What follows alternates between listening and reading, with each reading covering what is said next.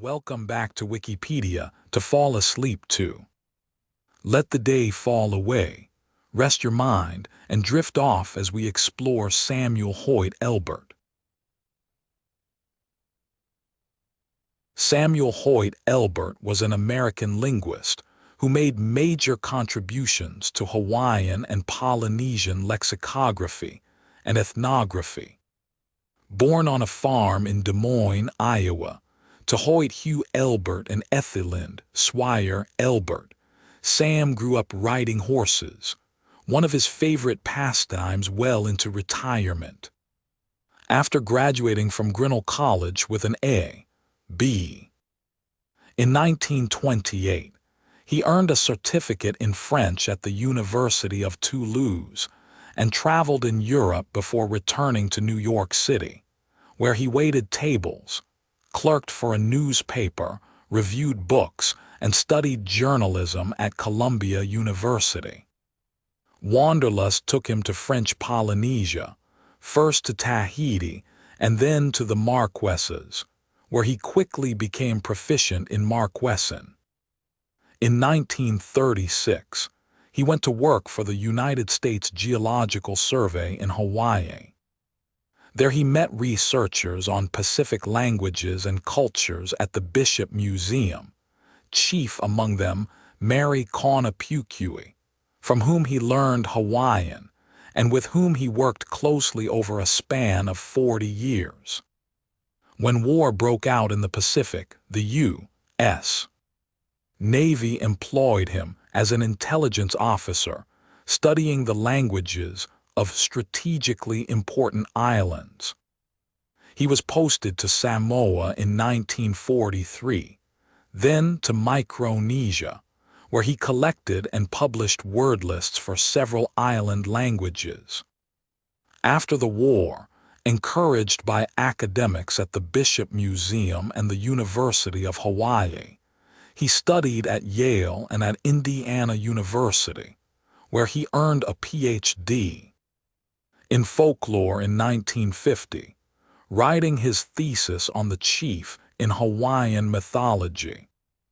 He was hired by the University of Hawaii in 1949 and taught classes in Hawaiian language and linguistics until he retired in 1972, introducing new teaching methods and new levels of rigor into Hawaiian language classes, which until then had a reputation for being easy.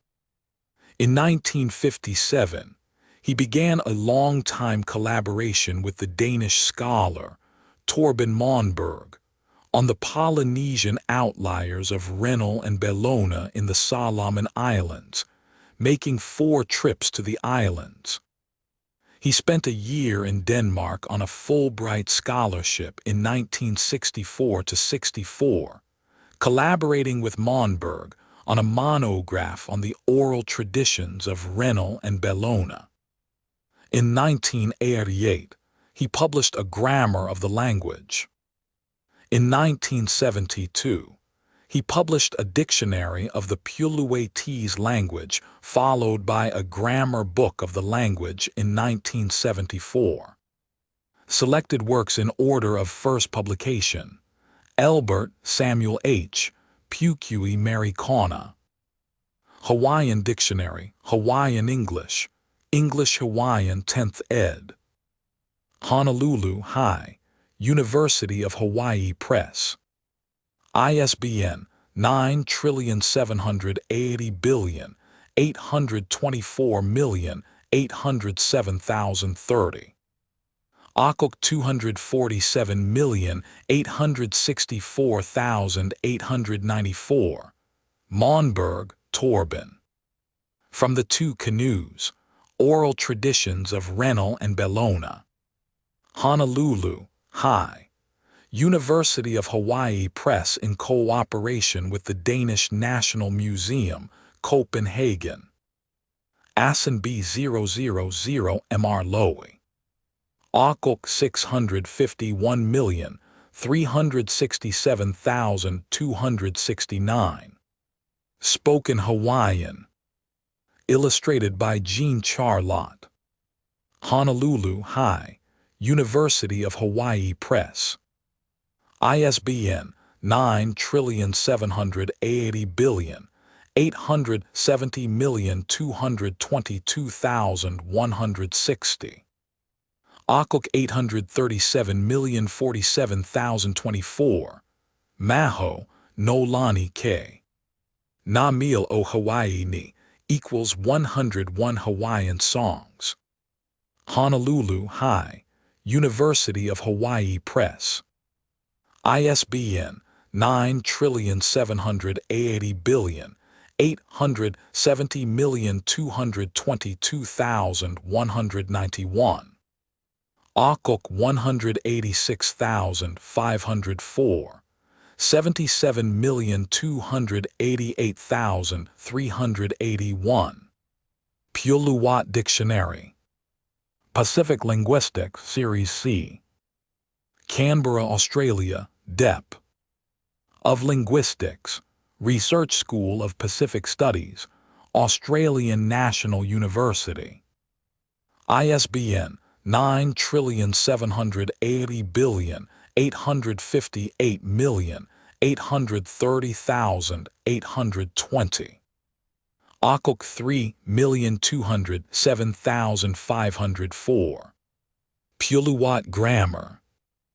Pacific Linguistics, Series B. Canberra, Australia, Dep. of Linguistics, Research School of Pacific Studies, Australian National University. ISBN 9780858831032. Akuk 1,371,164. Pukui, Mary Kauna. Hawaiian Grammar. Honolulu High, University of Hawaii Press. ISBN 9780824,824,891. Akuk 248,939,168. Schutz, Albert J. Echo of a Culture, A Grammar of Rennell and Bellona. Oceanic Linguistics Special Publication. Honolulu High, University of Hawaii Press. ISBN 9780824,812,058.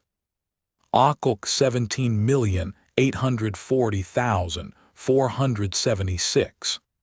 Fornender, Abraham. Elbert Samuel H. ed. Selections from Fornender's Hawaiian Antiquities and Folklore. Illustrated by Jean Charlotte. Honolulu High, University of Hawaii Press. ISBN 9780870222139. Akuk 576,157,843. Site book, ISBN/date incompatibility. Help Pukui Mary Kauna Elbert Samuel H. Mokini Esther T. Pocket Place Names of Hawaii. Honolulu High, University of Hawaii Press. ISBN 9780824,811,877. Akuk 18,497,487. Pukui Mary Kauna, Mokini Esther T. Nishizawa U. Hawaii Hongo, Jaitan, Japanese letter, Japanese letter, Japanese letter, Chinese letter, Chinese letter, Chinese letter, Chinese letter, Chinese letter, Chinese letter. Honolulu High, University of Hawaii Press.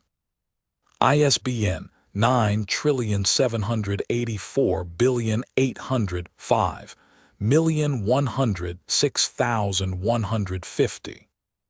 Akok 23,039,378. Pukui Marikona, Mokini Esther T. Nishizawa Umapuana. New Pocket Hawaiian Dictionary with a concise grammars and given names in Hawaiian. Honolulu High, University of Hawaii Press. ISBN 9,780,824,813,925. Akok 24,064,961. Pukui Marikona, Mokini Esther T. Place Names of Hawaii Rev. And Enel. Ed. Honolulu High, University Press of Hawaii. ISBN 9,780,824,805,241. Akok 740,956,610. References Hawkins, Emily. In Memoriam, Samuel Hoyt Elbert, 1907–1997. Oceanic Linguistics. 36-2. Honolulu High, University of Hawaii Press, 199–204. ISN 1527–9421. JSTOR 3,622,982. Akok 4,896,022,688.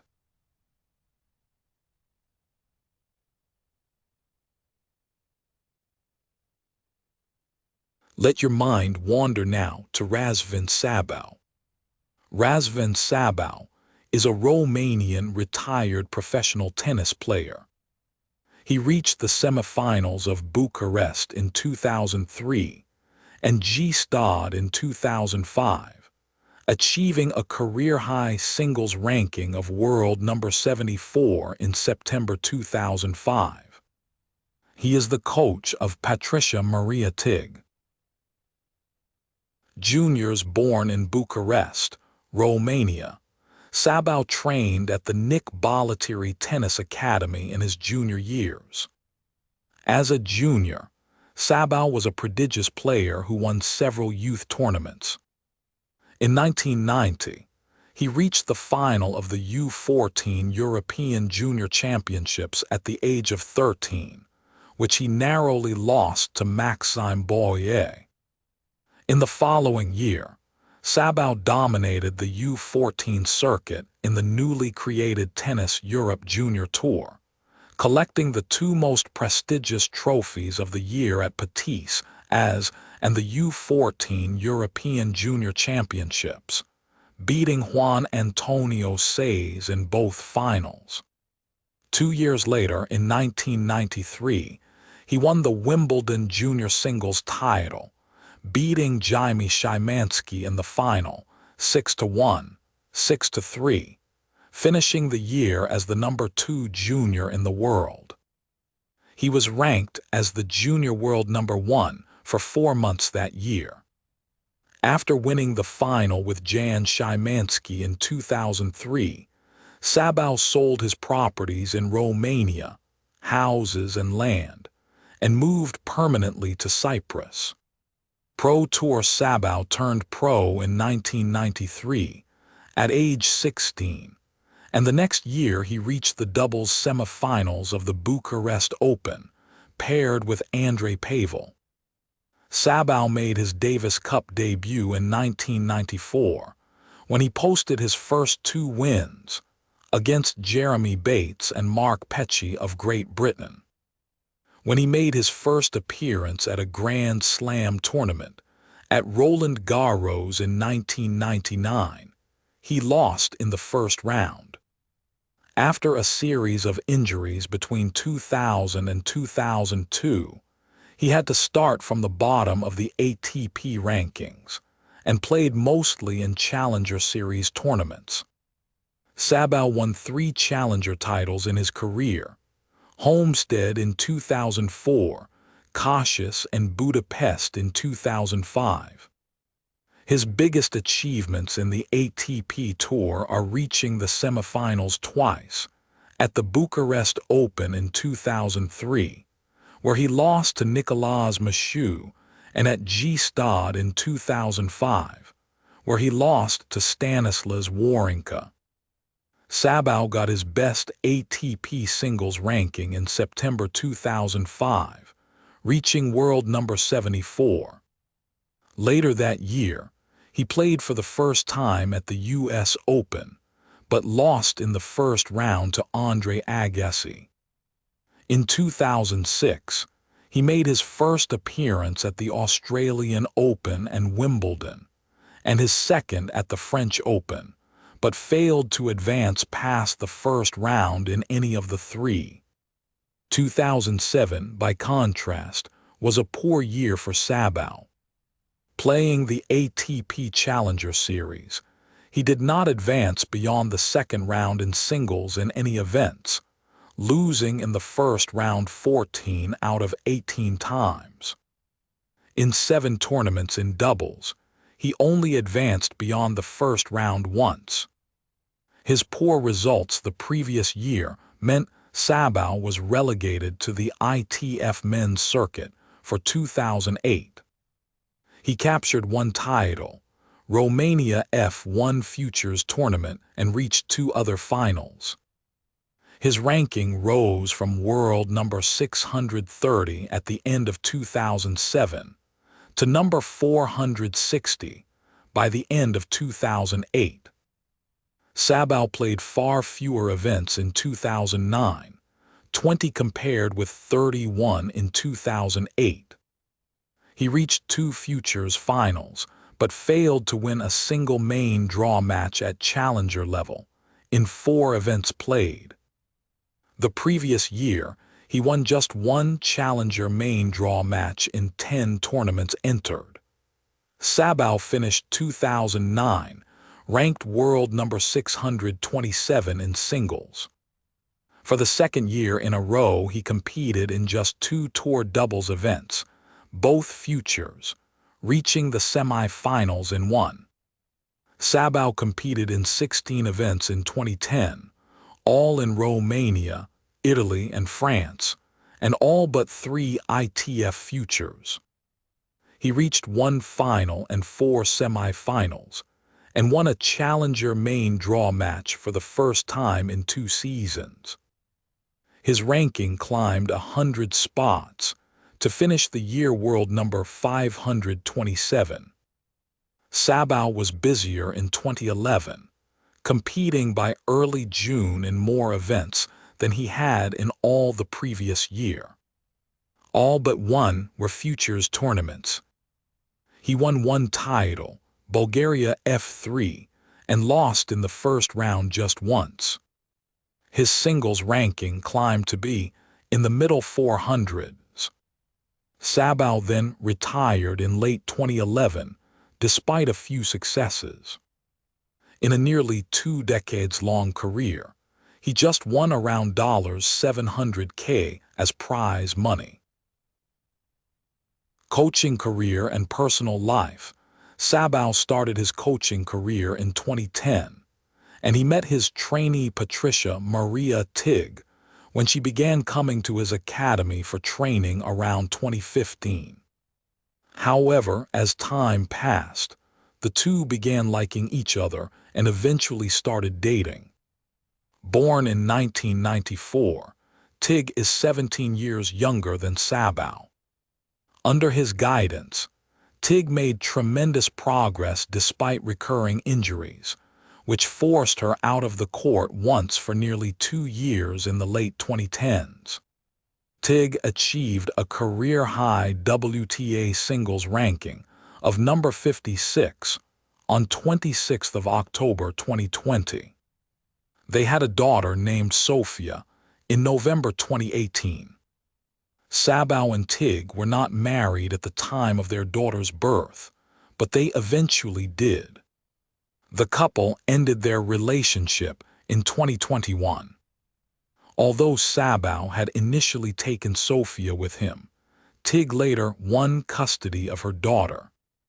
Sabău left coaching tennis following this separation from Tig and began living in Cyprus, where he began to play professional poker, in which he was at one point the 96th Romanian in the computerized hierarchy of poker earnings, with an income of $142,886.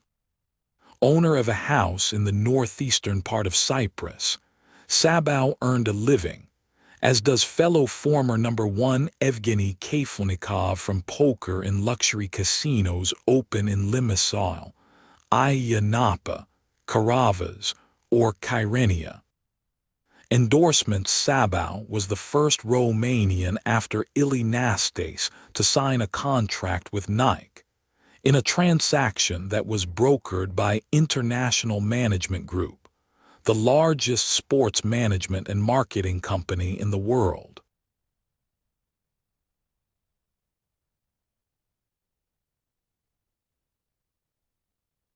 Next, we turn softly to Nobody's Watching. Nobody's Watching is a 2005 U.S. television program that was never broadcast.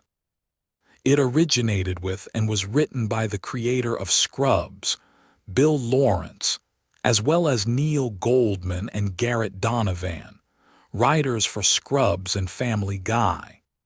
Program history: the pilot was developed for the WB television network, but network executives passed on the show for the 2005 schedule after test audiences seemed to be confused by its premise. However, in June 2006, the pilot was leaked onto YouTube and quickly attracted attention from viewers around the world. On July 3rd, a report in the New York Times suggested that the show could yet make it to a full series, thanks to the positive response from YouTube viewers. During the Friday, July 21, 2006, broadcast of Last Call with Carson Daly, guests Neil Goldman, Taran Killam and Paul Campbell called NBC President Kevin Riley on air, who seemed to confirm an interest in the series. He later recanted, but a deal was struck to produce webisodes. Webisodes of varying length were released until January 12, 2007. In an interview with TV Squad, Lawrence divulged that NBC would broadcast a live TV special in March 2007. However, in February 2007, the Pittsburgh Post-Gazette reported that the executive producer Bill Lawrence had voiced concerns that the show would not be broadcast, and this was eventually confirmed by an NBC spokesperson who said, "The project is not going forward." Lawrence also said that the actors' contracts would expire at the end of February. There has been no live TV special as of December 2017. Derek and Will have been extras on other NBC-produced series such as Days of Our Lives and Scrubs. Plot: the show is about two friends from Union, Ohio, named Derek, Taran Killam, and Will, Paul Campbell, who send a home video to every network, claiming they can produce a better sitcom than the ones currently being broadcast.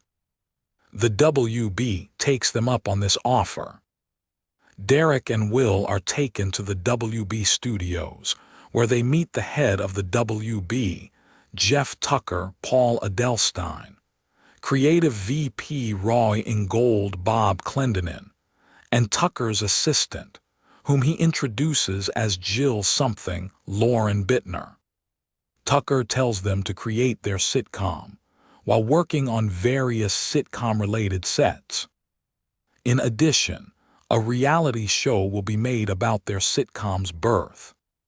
Thus, the pair has a camera crew following them around the WB studios when they are not on the sets, and a live studio audience when they are working on the sets.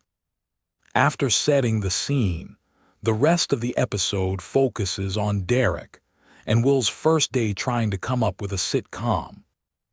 Over the course of the episode, they hire Jill something as their assistant and make a pity hire of Mandy, Mercia Monroe, who had just been fired from the WB gift shop. Meanwhile, Tucker and Ingold interfere by trying to introduce narrative conflicts into the show. Tucker tells Derek he would rather continue the show without Will and demands that Mandy kiss Will, even though she prefers Derek. The title of the show is explained in the last scene. The cast is hanging out in the sitcom set, with the live audience reacting as if it is an actual show, which Mandy thinks is weird, but is told to just pretend that nobody's watching. Will says that Nobody's Watching is a perfect name for the sitcom they are developing. Thus, Nobody's Watching is the name of the fake sitcom in the fake reality television show, Nobody's Watching. Derek protests that Nobody's Watching is a terrible name because critics will constantly ridicule them with comments like, "Nobody's watching, nobody's watching." He declares that it would be insane to name a television show that. This is immediately followed by the announcer saying, "Next week, on Nobody's Watching."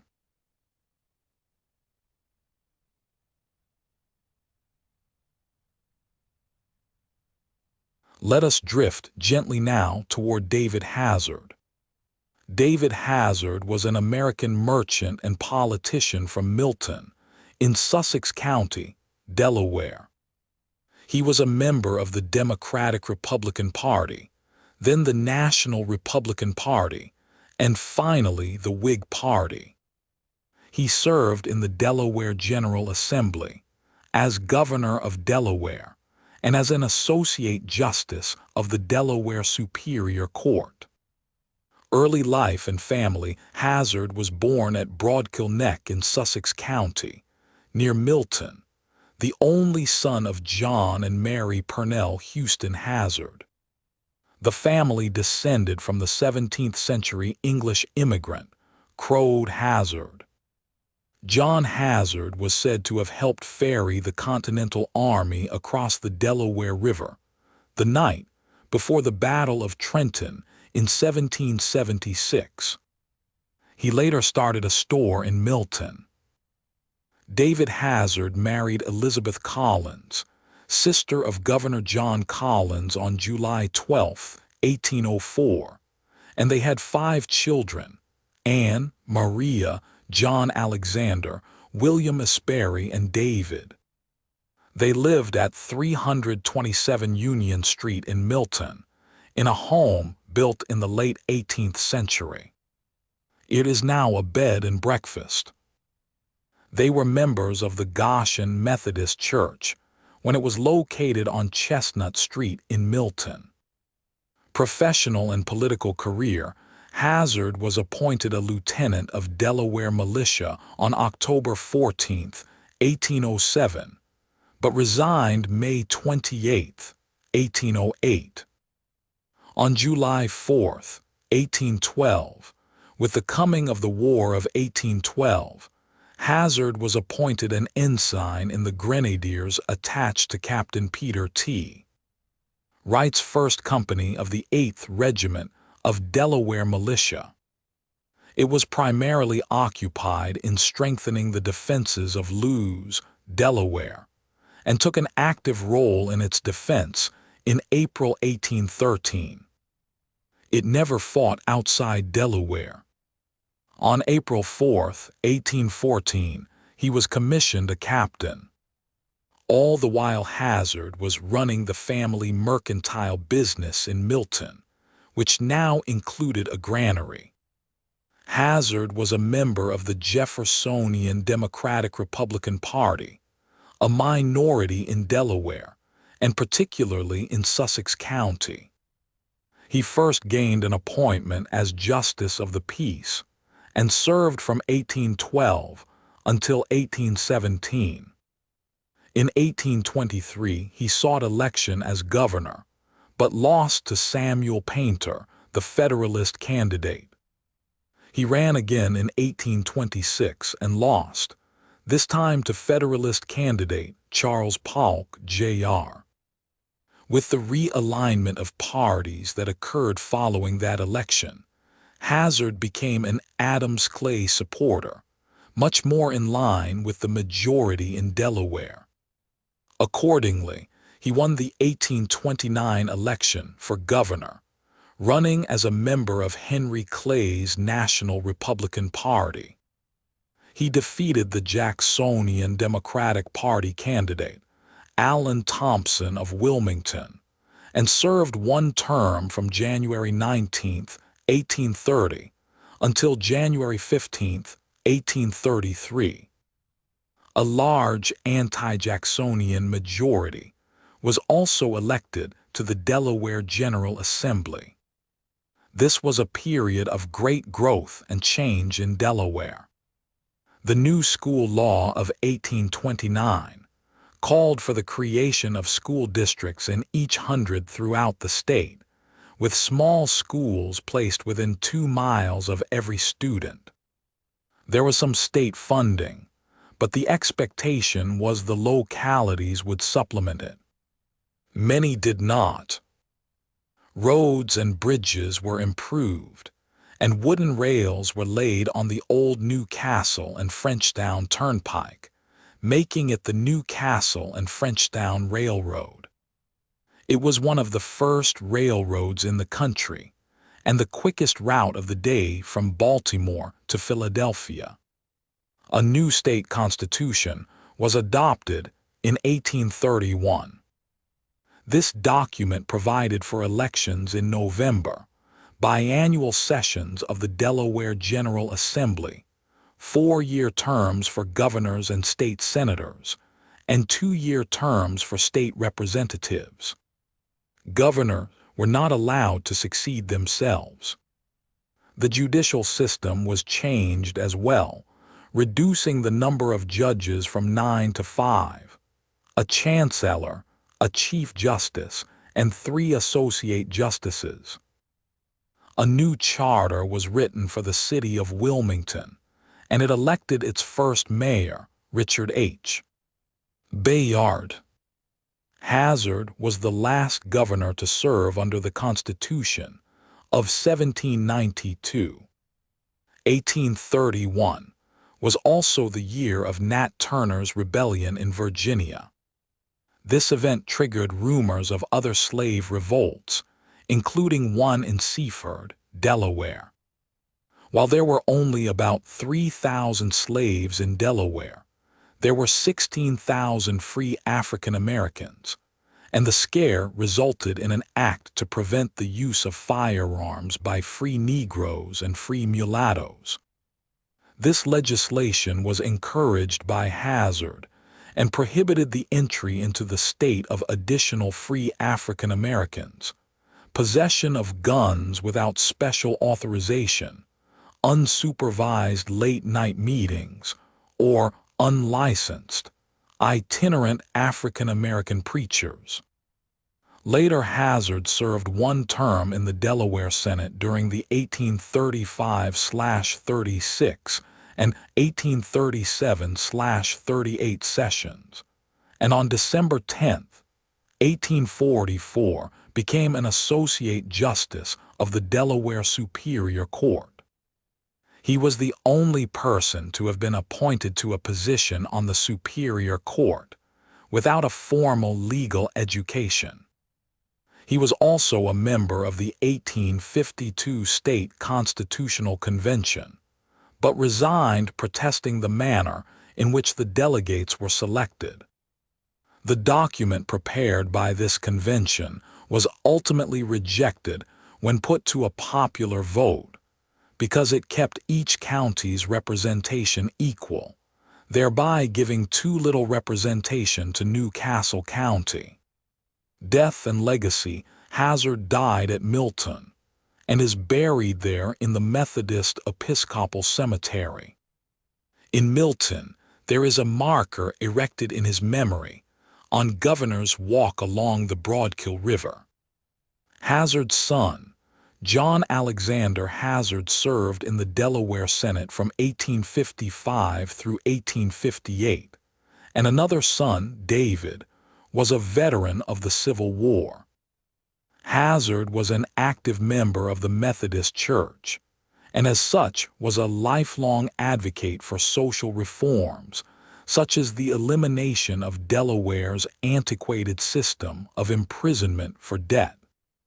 While not a slave holder himself, he concurred with his Sussex County neighbors in defending the property rights of slaveholders, and most importantly, in the rights of individual states to decide for themselves upon questions of the future of slavery. Recognizing the future risk to the Union in the resolution of this question, he, like most people in Delaware, dismissed the possibility of leaving it, saying, "As the people of this state were the first to adopt the present government, they will be the last to abandon it." The Hazzard House at Milton was added to the National Register of Historic Places in 1973. Almanac elections were held the first Tuesday of October until 1831, and since they have been held on the first Tuesday after November 1st. Members of the Delaware General Assembly took office on the first Tuesday of January. The governor took office the third Tuesday of January and had a 3-year term. Since 1831, state senators have had a 4-year term.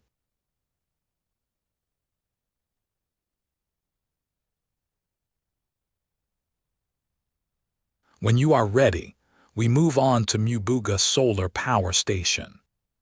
The Mubuga Solar Power Station is a grid-connected 7.5 megawatt solar power plant in Burundi. The power station was constructed between January 2020 and October 2021 by Gigawatt Global Coöperative, the Netherlands-based multinational independent power producer, IP, through its local subsidiary Gigawatt Global Burundi SA. The off-taker for this power station is Régie de Production et Distribution d'eau et d'électricité, Regizo, the Burundian Electricity Parastatal Utility Company. A 25-year power purchase agreement, PPA, governs the sale of electricity between Gigawatt Global Burundi SA and Regizo. The engineering, procurement, and construction (EPC) contractor was Voltalia of France, which was also awarded the operations, management, and maintenance contract. Location: the power station is located in the settlement of Mubuga in the Gitega province of Burundi, approximately 2 kilometers 9 miles northeast of the city of Gitega, the political capital of that country. Overview: this power station is the first grid-connected solar project developed by an IPP in Burundi. It is also the first major electricity generation investment in the country in the past 30 years. The renewable energy infrastructure was on the books since 2016. Attempts were made to start construction in 2018, but the process aborted. In January 2020, construction started in earnest. Despite delays attributed to the COVID-19 pandemic, the power installation was commercially commissioned in October 2021. Financing: a number of financial institutions, participated in the financing of this renewable energy project. The Renewable Energy Performance Platform, based in London, United Kingdom, provided a bridge loan for the construction of the Mubuga solar plant. A portion of the construction loan was refinanced as a 10-year subordinated loan. Other funding sources included A. Inspired Evolution Roman II Fund B. Belgian Investment Company for Developing Countries Bio and C. U.S. International Development Finance Corporation, DFC. The African Trade and Investment Development Insurance, ATIDI, owned by CAMESA, provides insurance cover against political and commercial risks. ATIDI received technical and financial support from the World Bank Group. Benefits at the time of commissioning in October 2021. It was reported that the 7.5 megawatts power plant contributed 10% to the country's generation capacity at that time. The energy generated here is enough to supply an estimated 90,000 people and businesses. A total of 190 to 300 part-time jobs were created during the construction phase. Another estimated 25 to 50 people were hired to operate the power station. Expansion in May 2023. Evariste Ndayishimiye, the president of Burundi, toured the solar farm and personally gave his approval for the power station's capacity to be expanded to 15 megawatts.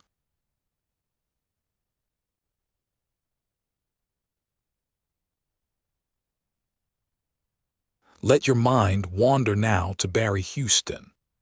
Todd Passmore is a semi-retired American professional wrestler, known by his ring name Barry Houston, who has competed in North American independent promotions including Music City Wrestling, the National Wrestling Alliance, and World Championship Wrestling. He was also part of third incarnation of the Black Hearts, teaming with David Heath in IWA Japan during the mid-1990s. Career in early 1994.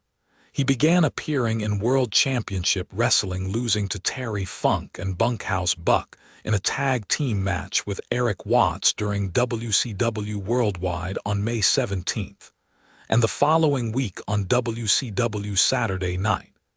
Teamed with Todd Morton to lose to Pretty Wonderful Paul Orndorff and Paul Roma on May 24th after being pinned by Roma. He also lost to Harlem Heat in several matches with Watts, Morton, Brian Armstrong, and Buddy Wayne during the next few weeks. On April 4th, 1995, Houston lost to Mr. Wonderful Paul Orndorff on WCW Saturday Night in Atlanta, Georgia. During the match, Orndorff appeared to have a black eye as a result of the backstage fight between Orndorff and Big Van Vader earlier that night. Teaming with Frankie Lancaster, the two lost to Colonel Parker's stud stable, Bunkhouse Buck and Dirty Dick Slater. A dark match at the Great American Bash held at the Hara Arena in Dayton, Ohio on June 18, 1995. During the next several months, he would become a regular on WCW Saturday Night, facing Al Snow, Kamala, the Blacktop Bully, Meng, Kevin Sullivan, and Mr. JL in single matches before teaming with Frankie Lancaster and Mark Starr in a six-man tag team match against the Four Horsemen, Brian Pillman, Arn Anderson, and Nature Boy Ric Flair, on Monday Night Nitro on October 30th, 1995. After losing to V.K. Wall Street on November 25th, Passmore left WCW the next year and began teaming with David Heath as the Black Hearts, replacing Tom Nash as Heath's regular tag team partner. Managed by Luna Vachon, Passmore and Heath had a successful run as a Gaijin tag team with IWA Japan, eventually touring with Heath 4 more times between June 1996 and May 1997. Houston was praised by wrestler Mick Foley after seeing him at Korakuen Hall in Tokyo on June 4, 1996. The two split after Heath began wrestling for All Japan Pro Wrestling and later for the World Wrestling Federation the following year. On December 27, 1997, Houston himself received a tryout match for the WWF facing Tom Brandi on Shotgun Saturday Night. Briefly returning to WCW, Houston competed in the cruiserweight division against La Parka, Super Calo, El Dandy, Norman Smiley, and WCW Cruiserweight champion Chris Jericho before again training under Dory Funk, Jr. at the WWF dojo later during the year. On October 24, 1998, Houston appeared at the NWA 50th anniversary show in Cherry Hill, New Jersey, participating in a 14-man battle royal along with other students of the WWF dojo including Devon Storm, Steve Corino, Giant Silva, Christopher Daniels, Babu, Teddy Hart, Sean Stasiak, Glenn Kulka, Andrew Martin, Kurt Angle, Tom Pritchard, Tiger Ali Singh, and Dr. Death Steve Williams, who eventually won the Battle Royal. In early 2000, he began competing in NWA Worldwide teaming with the Colorado Kid to defeat Big Bully Douglas and Rick Cornell on February 5th, as well as single matches against Tony Falk and Basket Case that same month. He later teamed with Sean O'Hare against Rick Cornell and Alan Funk, as well as wrestling against Slash and Chris Champion during the year. Continuing to wrestle with the National Wrestling Alliance throughout the country, he soon became a mainstay in the Tennessee area, winning the vacant NWA Nashville Television Championship in a 3-way dance with Big Bully Douglas and Chris Gatlin on April 20, 2001. He also appeared in USA Wrestling, defeating Outlaw Lover on August 18th. He later lost to Bart Sawyer in a fan participation strap match for a NWA USA event in Nashville, Tennessee on November 11th. Appearing at an event for Tony Falk's USWO, he lost to Gerald by disqualification in Madison, Tennessee on May 23, 2003. Championships and Accomplishments National Wrestling Alliance, Regional, NWA Nashville Television Championship, 1 time. First Champion Pro Wrestling Illustrated PWI ranked him #419 of the 500 best singles wrestlers of the PWI 500 in 1994. PWI ranked him #414 of the 500 best singles wrestlers of the PWI 500 in 1993.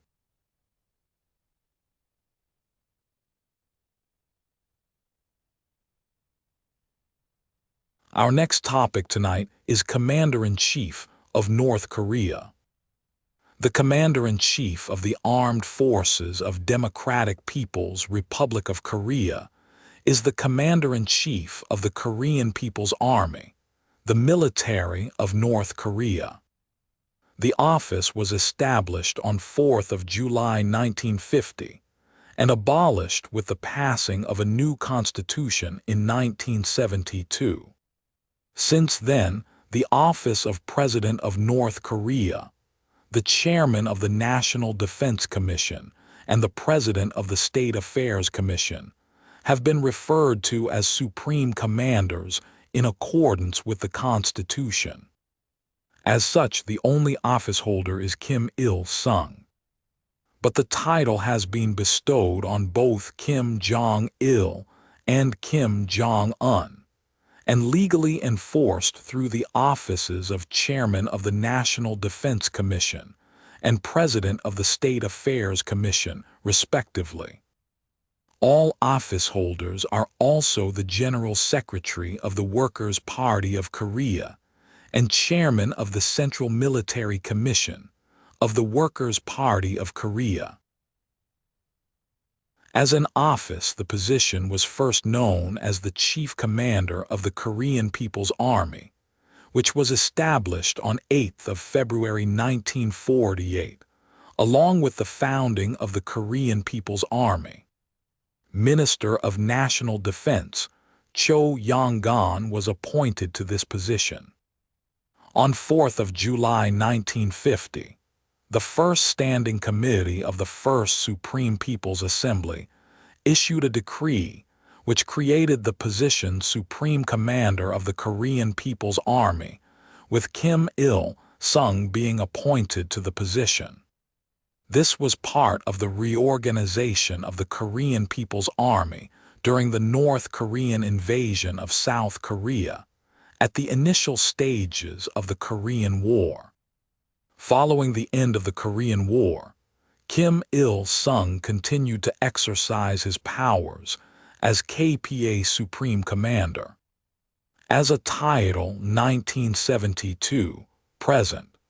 A new constitution was adopted in 1972, which stated that the President of North Korea is the Supreme Commander of the country's armed forces, as well as the Chairman of the National Defense Commission. On 24th of December 1991, Kim Jong-il was appointed as the KPA Supreme Commander at the 19th plenary session of the 6th Central Committee of the Workers' Party of Korea. This appointment was part of the succession of Kim Jong-il, who was elected to the position of first Vice Chairman of the National Defense Commission on 22nd of May 1990. Following Kim Jong-il's appointment as KPA Supreme Commander, a 1992 constitutional amendment removed any mention of the position of Supreme Commander.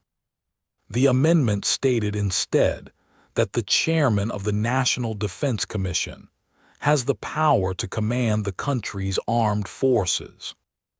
It also stated that the President is not automatically the Chairman of the National Defense Commission. This allowed for Kim Jong-il's election as Chairman of the National Defense Commission on 9th of April 1993. A 2009 constitutional amendment mentioned the position of Supreme Commander again and vested it in the Chairman of the National Defense Commission. Kim Jong-il served as Supreme Commander until his death on 17th of December 2011. Following this, Kim Jong-un was appointed as KPA Supreme Commander on 17th of December 2011 by the Political Bureau of the Central Committee of the Workers' Party of Korea in accordance to Kim Jong-il's final instructions. At the time of his appointment as KPA Supreme Commander, he was the Vice Chairman of the Central Military Commission of the Workers' Party of Korea. On 13th of April 2012, the Constitution was amended to transfer the powers of Supreme Commander to the first Chairman of the National Defense Commission, to which Kim Jong-un was elected. Kim Jong-un was later elected as President of the State Affairs Commission on 29th of June 2016 to which the powers of Supreme Commander were transferred to. On 15th of April 2015, Kim Jong-un began to be referred to as Supreme Commander of the Armed Forces of the Democratic People's Republic of Korea, despite the Constitution designating him as Commander-in-Chief of the country's armed forces. The Constitution was revised on 12th of April 2019, which replaced the mention of Supreme Commander with Commander-in-Chief.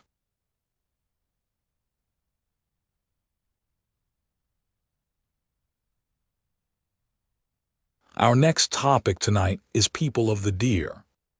People of the Deer, published in 1952, revised in 1975, is Canadian author Farley Mowat's first book and brought him literary recognition. The book is based upon a series of travels the author undertook in the Canadian Barren Lands of the Kiiwetin region, Northwest Territories, now the Kivalliq region, Nunavut, west of Hudson Bay. The most important of these expeditions was in the winter of 1947–48. During his travels, Mowat studied the lives of the Ihelmiut, a small population of Inuit, whose existence depended heavily on the large population of caribou in the region. Besides descriptions of nature and life in the Arctic, Mowat's book tells the sad story of how a once prosperous and widely dispersed people slowly dwindled to the brink of extinction due to unscrupulous economic interest and lack of understanding. Reception, the factuality of this book was debated in the House of Commons of Canada in 1953. Mowat was derided as a liar by Jean Lesage, then Minister of Northern Affairs and National Resources, and the existence of the Ihelmiut was questioned. Mowat's account of the famine, epidemics, and forced relocation of the Ihelmiut continued to be denied for decades by churches, industry, and government. However, the version of the story told in People of the Deer and several subsequent works has since been vindicated. As Susan Methot states in a review of Mowat's Walking on the Land, fact, the Ihelmiut existed, and they were relocated to useless expanses of land no fewer than 3 times, shunted about by a government intent on building a colonial vision from sea to sea to sea. According to Methot, the vilification of Mowat, who was dubbed Hardly Know It and pictured in Saturday Night Magazine with a Pinocchio nose, continued into the 1990s. She describes the story told by Mowat as one of horrifying neglect and outright stupidity on the part of the federal government. Of the controversy surrounding Mowat's epic, Margaret Atwood is quoted as saying, "People of the Deer was to the support for increased autonomy among northern peoples, as Rachel Carson's Silent Spring was to the environmental movement.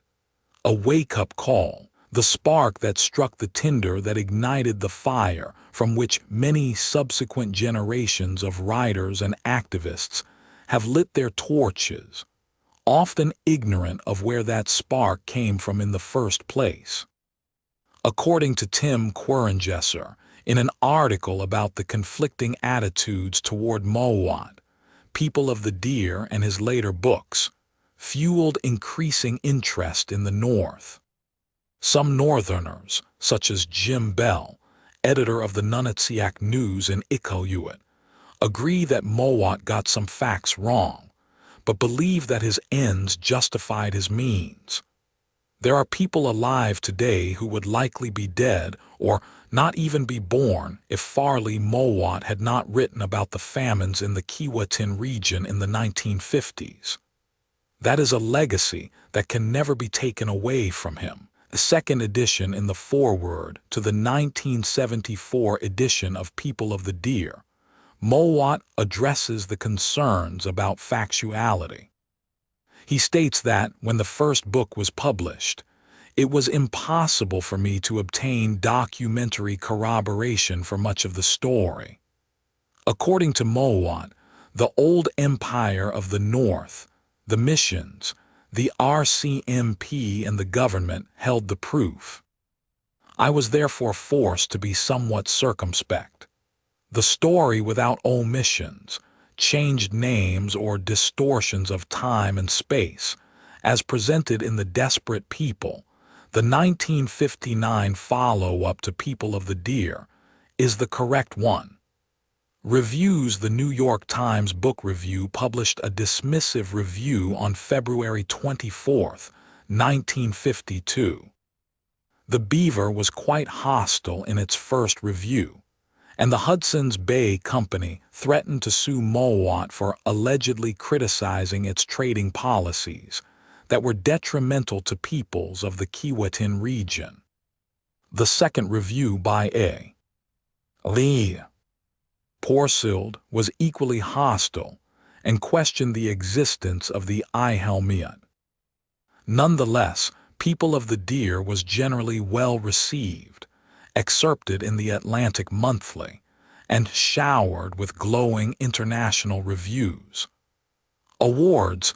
The book was awarded the Anisfield Wolf Book Award by the Anisfield Wolf Foundation in 1953.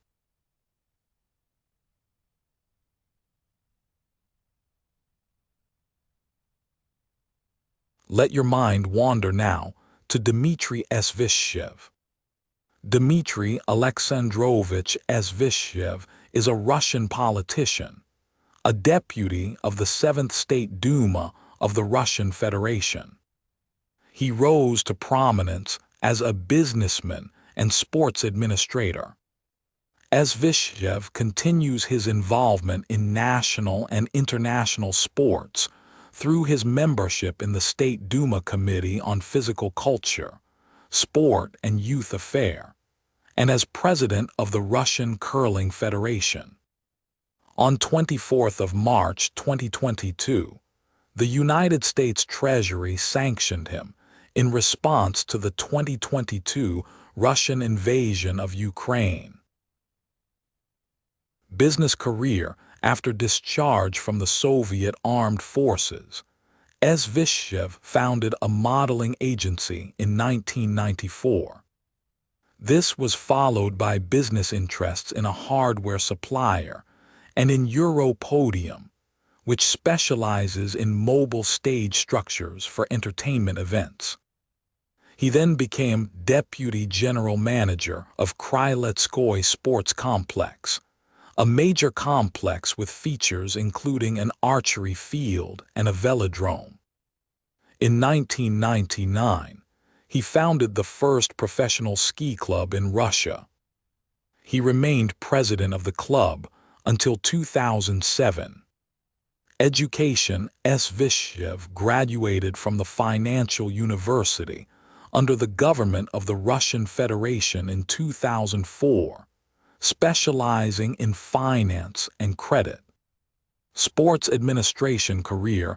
Svishchev was first vice president of the Russian Federation of Skiing and Snowboarding, which began holding major competitions in alpine skiing with his direct participation and leadership. He contributed to the decision in 2007 by the International Ski Federation to hold the Snowboard World Cup in 2 disciplines in Russia for the first time. This event included the first ever parallel slalom course on the world's biggest snow ramp. Since 2010, Svishchev has been president of the Russian Curling Federation. During his leadership of the federation, Russian national curling teams have been near the top of world rankings, and Russians won medals for the first time at the World Cup. In Moscow and Sochi, specialized sites were built under the supervision of the Curling Federation including the Olympic facility, the Ice Cube Curling Center, Olympics as chairman of the State Duma Committee on Physical Culture, Sport and Youth Affairs. Svishchev proposed that Russian athletes be exempted from income tax for prizes and incentive payments earned from their competing at the Olympics, Paralympics, and Deaflympics. He stated that it would raise the prestige of athletes and also demonstrate national support for their efforts. Svishchev is known for his controversial statements, frequently accusing the United States and Japan of running an influence campaign within the IOC with a goal of discrediting Russian athletes and make Russia unable to win many medals and improve its international prestige. During the 2021 World Junior Ice Hockey Championships, Svishchev compared Russia's victory over Sweden to the Battle of Poltava of 1709. Property he owns several real estate properties, a land plot of 3,900 square meters, a residential house of 29.3 square meters, and an apartment of 120.2 square meters. His wife is registered as the owner of 3 land plots, 3,570 square meters, 3,680 square meters, and 3,900 square meters, a residential house of 29.3 square meters, and 5 apartments, 71.7 square meters, 120.2 square meters, and 3 apartments of 71.7 square meters each. Their children are registered as owners of 3 apartments, each measuring 120.2 square meters.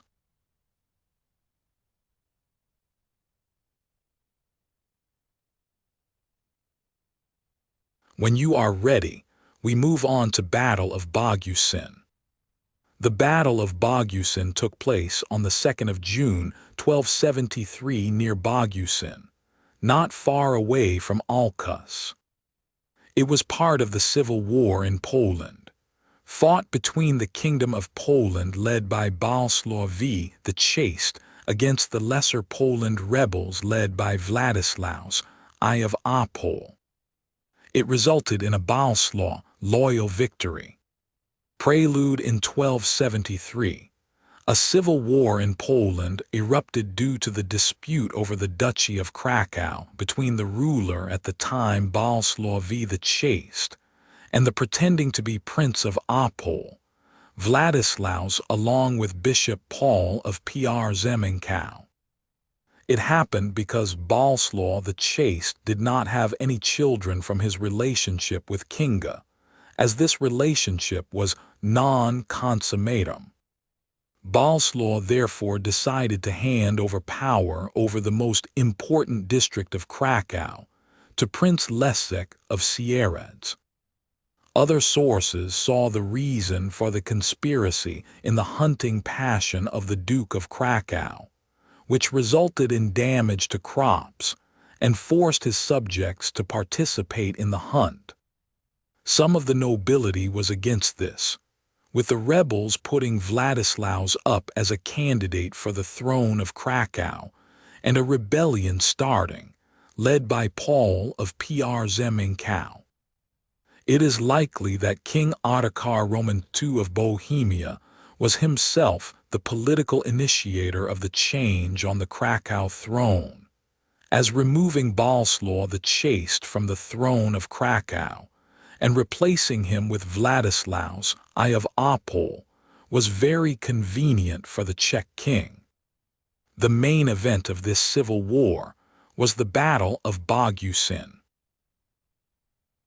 The Silesian army's attack was heading towards Opole with the intention of joining troops with the Prince of Opole, although it was stopped by Bolesław's knights near Bogucin, not far away from Alcus. Another source says that the rebel troops had already managed to reach the bishop's town of Slaukow, which was ruled by Paul of Przemysł, or even Opole, successfully uniting with the troops of the Duke of Opole. This battle had resulted in a defeat for the Silesian rebels. After the battle, the prince's reprisals against the rebels took place. However, it was limited to the confiscation of goods due to the support given to them by the Bishop of Krakow, Paul of Przemysł.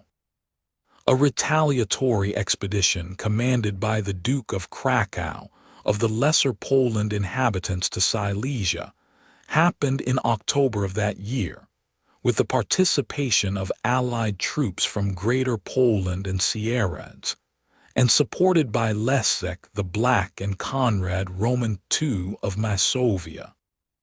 It was limited to the destruction of the principality, along the route of the troops' march through Opole, Kozel, and Racibórz. Peace with Vladislaus was concluded the following year. For the price of a slight adjustment of the borders, the exchange of Chrzano for the areas between Skawa and Skałynka, each of the princes remained on their own, with the Prince of Opole and Racibórz renouncing his claims to the throne of Krakow. Around the 6th of June 2017, there was an event to mark the 790th anniversary of Bogucin's creation. The staging of the battle was recreated, along with performances by the Rural Women's Circle, the chance to taste local dishes and buy preserves. On 6th of May 2023, at 12 p.m., an event hosted by Around Culture was held in which there was a 2-day-long tournament between 30 knights to commemorate the 750th anniversary of the defeat of the rebellious Lesser Poland nobles. The entire project was addressed to the inhabitants of Dąbrowa County and guests from neighboring counties.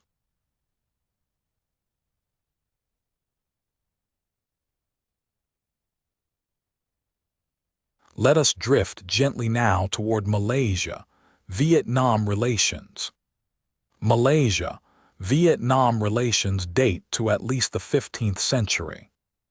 Malaysia forged diplomatic ties with the modern-day Vietnamese state on 30th of March 1973.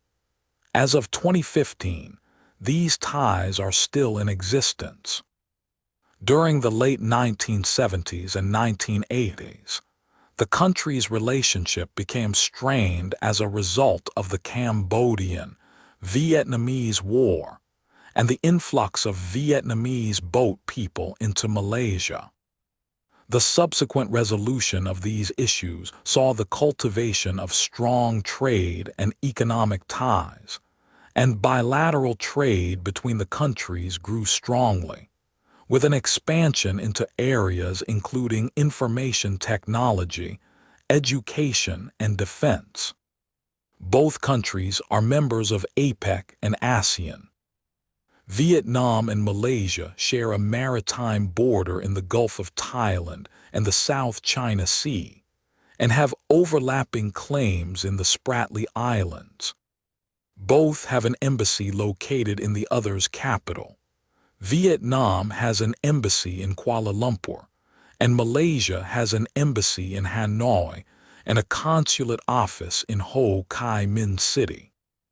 Historical records show that Vietnamese people have visited states and sultanates comprising modern-day Malaysia in small numbers since the 18th century, and Malaysia is currently home to a large Vietnamese expatriate community consisting of migrant workers, mail-order brides, and students, numbering around 100,000 people. Vietnam also hosts a small Malaysian expatriate community, consisting mostly of businessmen based in Ho Chi Minh City and Hanoi. Early contacts, 7th to 18th century. The earliest record of historic contact between present-day Malaysia and Vietnam dates back to 7th century, when according to the Tang dynasty's annals, Buddhist monks from northern Vietnam ventured to the Malay Peninsula during their trips to India. In 767, Srivijaya or Javanese fleets invaded northern Vietnam. Champa and Malay kingdoms throughout the medieval age often maintained close contact. The earliest record of diplomatic contact between the Viet state and Malaysia is dated back to 1469, when soldiers of Vietnamese Dai Viet Kingdom had captured a Malaccan tributary mission en route to the Chinese Ming dynasty, killing some of them and castrating and enslaving the survivors. Dai Viet expressed their intent to conquer Malacca by naval force at the time. This intent was conveyed to the Chinese emperor in a later mission in 1481. The Chinese emperor ordered Malacca to raise soldiers in the event of a similar attack and pressured Vietnam to not take a naval expedition to Malacca. Malaccan auxiliaries defeated the Vietnamese during a battle in Lan Xang, as reported in a Chinese account. The Malay annals also mention a Cham prince taking some of his followers to form a small Cham colony in Malacca when Vietnam invaded Champa in 1471. And deploying military assistance to Johor to fend off a botched military conquest in the 1590s. In the mid-17th century, the Cham vassal states Panjuranga and Kelantan cultivated close diplomatic ties when they led a long-term diplomatic mission to Kelantan to learn more about Malay culture and Islam. Subsequent Champa kings after Po Rome, beginning with his son Po Saut, periodically received Malay Muslim missionaries from Kelantan in the 17th and 18th centuries. The town of Pangkalan lit.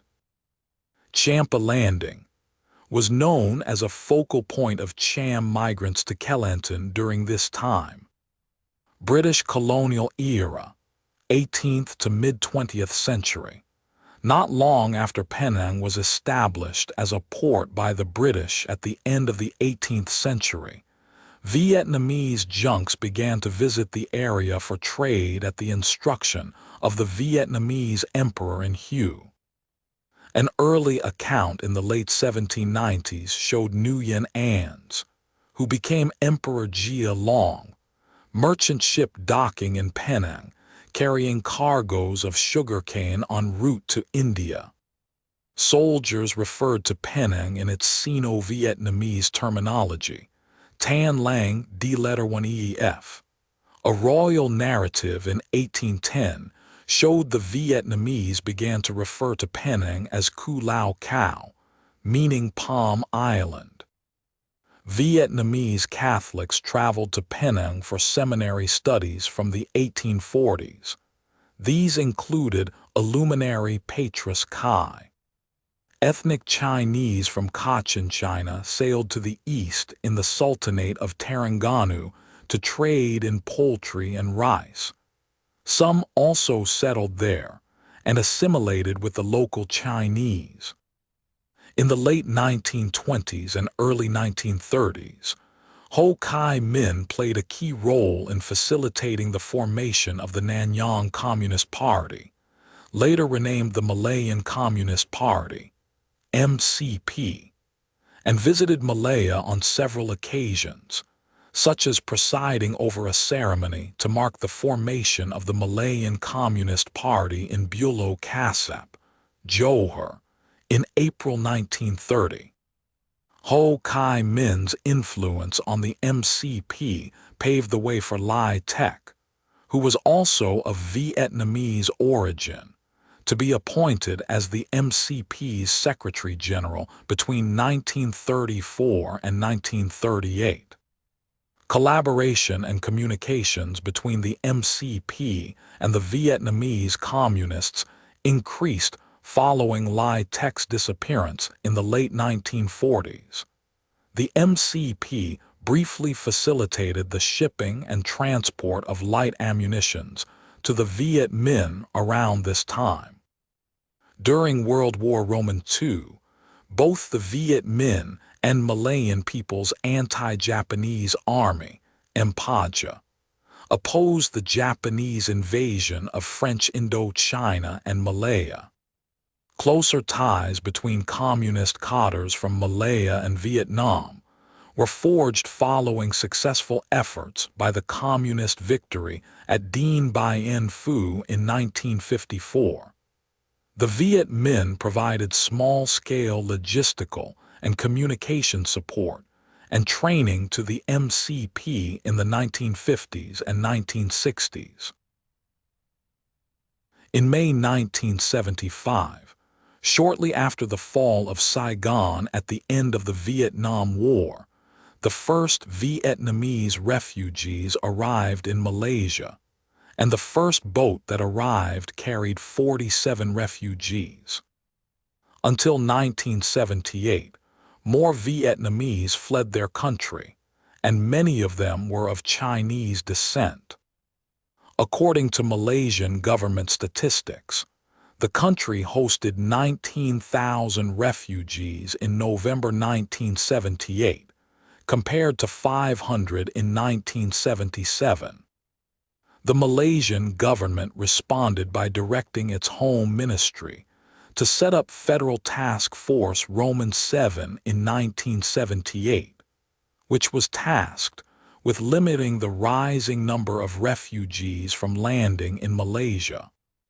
The press reported incidents of Malaysian police and army personnel turning away the refugees, but some refugees resorted to deliberately sinking their boats to gain admittance to Malaysia. When the government was informed of boat-sinking attempts made by the refugees, then Deputy Prime Minister Mahathir Mohamad announced in June 1979 that legislation would be introduced to empower the police and navy to shoot refugees attempting to land. The government quickly recanted Mahathir's shooting threat. The first Vietnamese refugee camp was opened in Pulau Bidong in August 1978 with United Nations assistance. The island accommodated up to 25,000 refugees. Other refugee camps were set up at Pulau Tenga, Pulau Besar, Kota Baru, Kuantan, Sarawak, and Sabah. In 1982, a transit center was established at Sunjay Bisi, where refugees awaiting deportation to Western countries that were willing to accept them would be housed. The number of Vietnamese refugee arrivals fluctuated between 1981 and 1983, before a period of significant decrease from 1984 to 1986. In 1987, Malaysia and other neighboring countries saw a sudden increase in the number of Vietnamese refugees landing in Malaysia. At an ASEAN summit in June 1987, member countries chastised the Vietnamese government for not having sufficiently addressed the refugee problem. In August 1988, Malaysia and Vietnam jointly proposed an involuntary repatriation agreement, which provided for Vietnamese refugees that failed to gain admittance to Western countries to be counseled to return to Vietnam. A few Vietnamese government delegations were deployed to conduct outreach sessions at some of the refugee camps. This arrangement was considered unsuccessful because less than 40 individuals registered for the voluntary repatriation program between 1988 and 1989. A deadline was set for 14th of March 1989, whereby all Vietnamese who arrived before that date would automatically be considered refugees, and all refugees arriving after that date would undergo a screening process to assess whether they qualified for refugee status. The screening process was proposed by the United Nations High Commissioner for Refugees, UNHCR, in June 1988.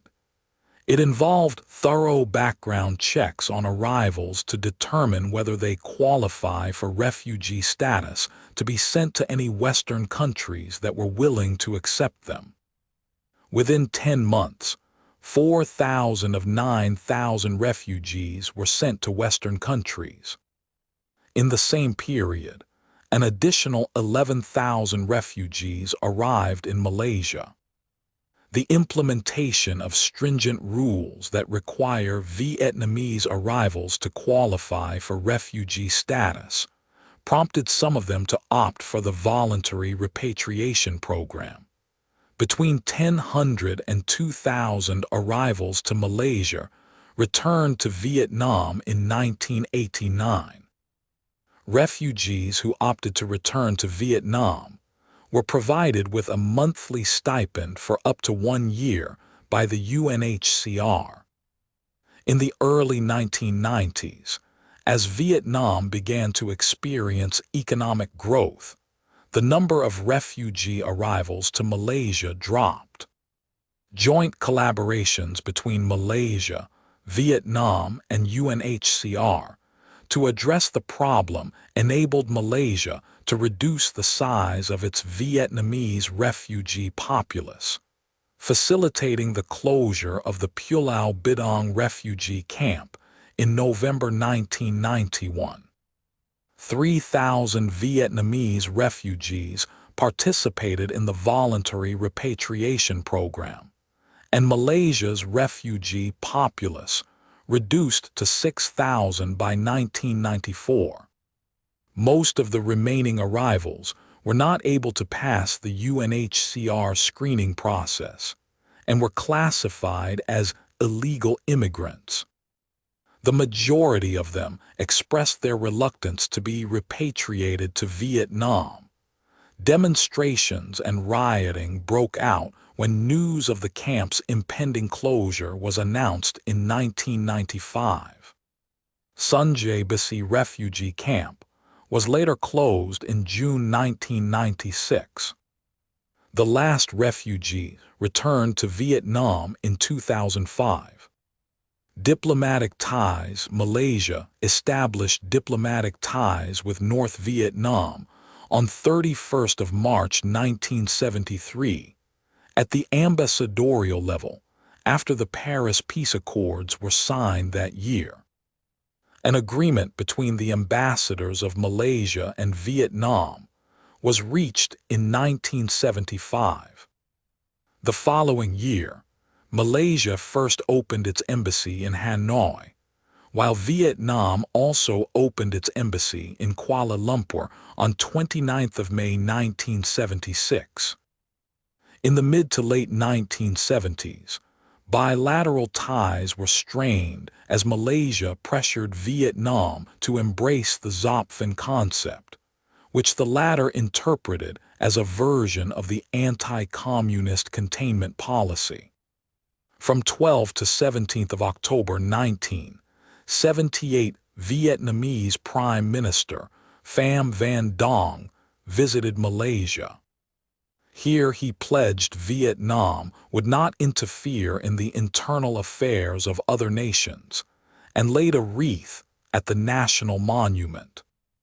When Vietnam invaded Cambodia in 1979, many Vietnamese sought refuge in Malaysia from that time onwards and into the 1980s, and caused economic and national security problems to Malaysia, especially to its racial balance, as most of the Vietnamese refugees resemble the Chinese people. Bilateral ties normalized from 1988 onwards, when Vietnam announced plans to withdraw from Cambodia. In the early 1990s, government leaders of both countries held several diplomatic visits and summits, which produced many agreements that emphasized economic cooperation and development.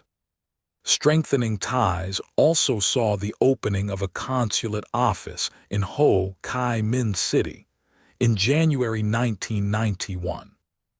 Vietnam expressed its interest in joining ASEAN with Malaysia's support in 1994, as the countries continued to foster close economic ties. Vietnam joined ASEAN in 1995.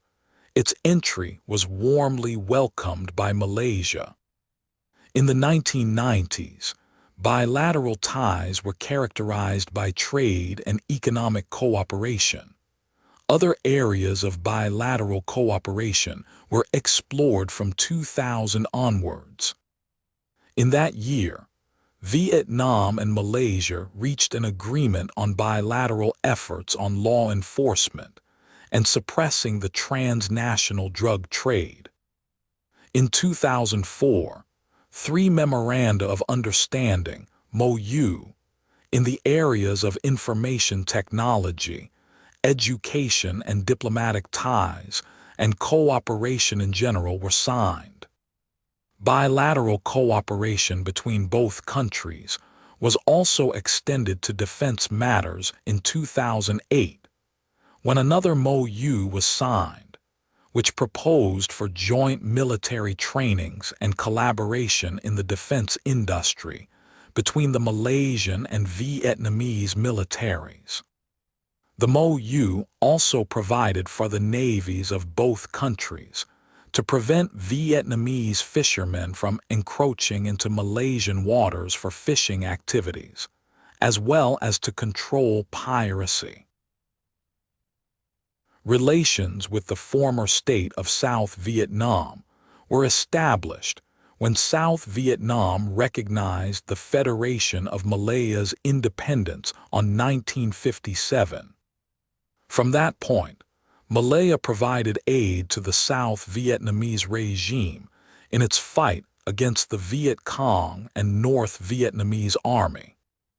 Malayan Prime Minister Tunku Abdul Rahman made a first visit on 1958, which was reciprocated twice by the South Vietnamese President Ngo Dinh Di, letter 1EC7M, on 28 to 31st of January 1958, and in October 1961. By 1963, when Malaya transformed into Malaysia, with an additional territory in the island of Borneo, the main government in Kuala Lumpur worried the influence of North Vietnamese communists would threaten its existence in accordance to the domino theory, thus changing its position to become very supportive of the American involvement in the Vietnam War, as Malaysia had also experienced a communist insurgency of its own. Tunku Abdul Rahman then expressed these concerns in December 1966 and called on the United States and the United Kingdom to provide increased logistical support to war efforts in Vietnam. Malaysia hosted training courses in public administration and jungle warfare for government officials, and provided motorcycles to bolster the South Vietnamese police and military logistical capabilities. Towards the end of the Vietnam War in 1975, Malaysia closed its embassy in Saigon in 2 stages. First, it withdrew the embassy dependence on 12th of April 1975, before a complete closure 16 days later, 2 days before the fall of Saigon. Malaysia had also extended recognition to the short-lived Provisional Revolutionary Government of the Republic of South Vietnam within days of its formation in May 1975, citing Malaysia's impartial position on political ideology and social system. The Embassy of Malaysia in Hanoi is currently located at 43 to 45 Dien Bien Phu Street, where it has been located since 2004. Malaysia also has a consular office in Ho Chi Minh City that was opened in 1991, and its executive functions were later upgraded to that of Consular General 1 year later. The Malaysian embassy in Hanoi has shifted 3 times since 1976. Thong En Hat Hotel, later renamed Sofitel Legend Metropole Hanoi, 1976 to 1983 Van Phuc Diplomatic Compound, 1983 to 1984 Fortuna Hotel Hanoi, 1984 to 2004. The Vietnamese embassy in Kuala Lumpur is located at 4 Persiaran Stoner and was opened in 1976 through the acquisition of the former South Vietnamese embassy. The Vietnamese embassy also has separate offices catering to labor and defense matters in 2 separate locations within Kuala Lumpur set up in the 2000s. In February 2013, the Vietnamese embassy secured the purchase of 0.69 hectares, 2 acres of land in Precinct 15, Putrajaya, that would be used for the construction and subsequent relocation of the Vietnamese embassy. Vietnamese ambassadors to Malaysia, South Vietnam ambassadors to Malaysia, PH letter 1A1M, KH letter 1AFC, R letter 1ADU, 1957 to 1958. Chargé d'Affaires, resident in Singapore, Tang Van CH letter 1EC9, 1958 to 1959.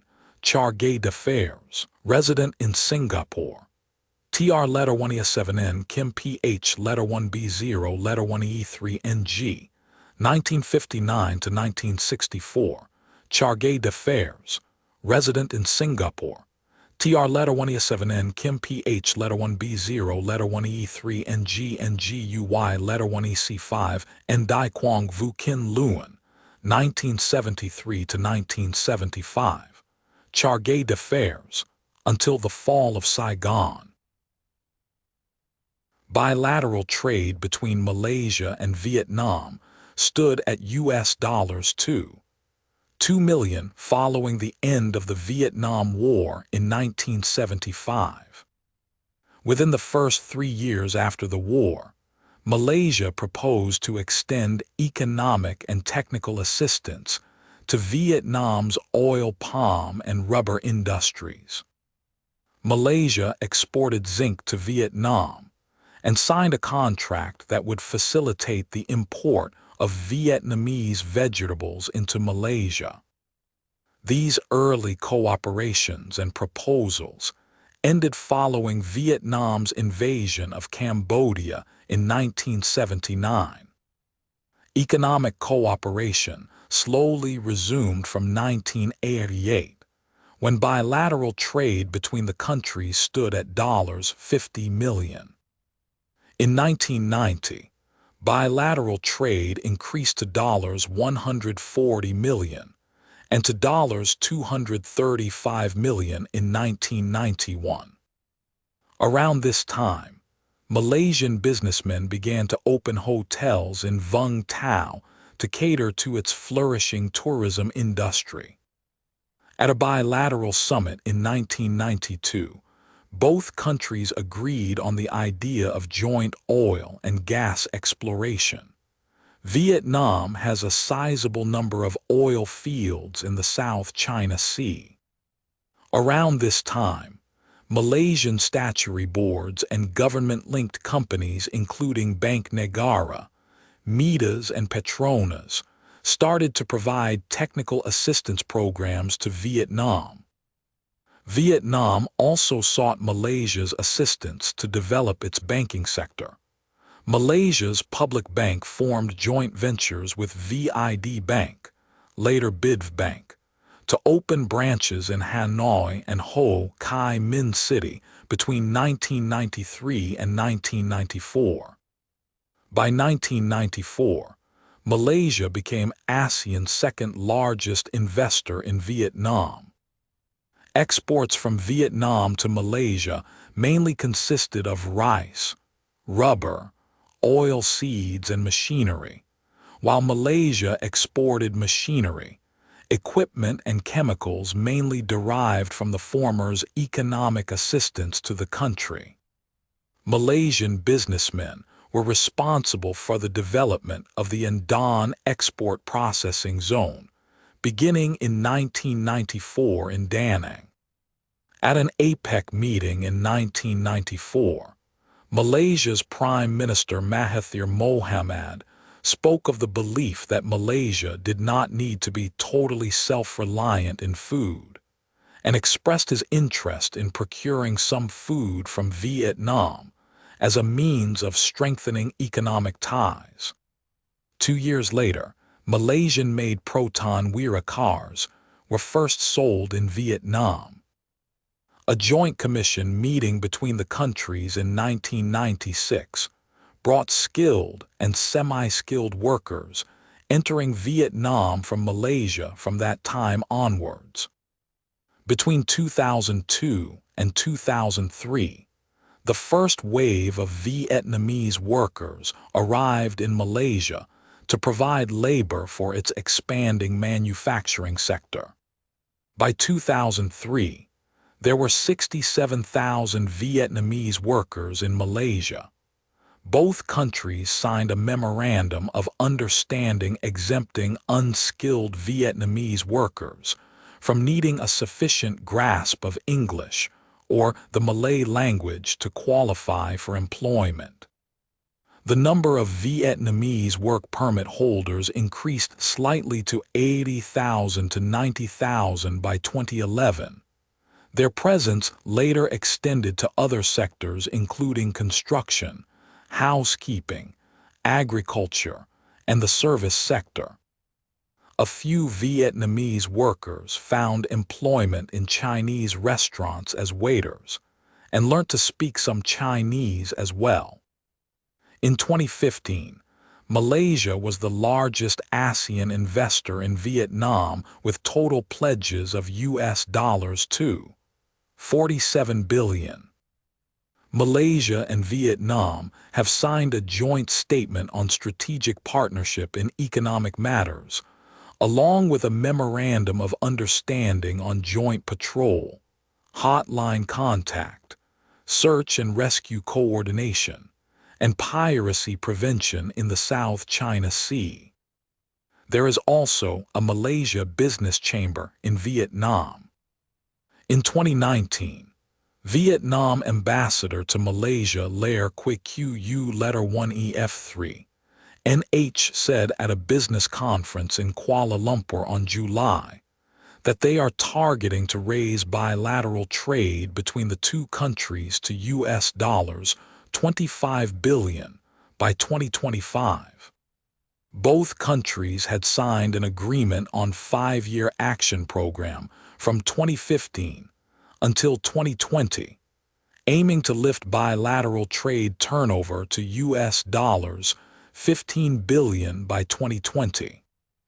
A joint statement was issued in the same year, with both agreed to increase political, economic, security cooperation, and work together to maintain peace in the South China Sea.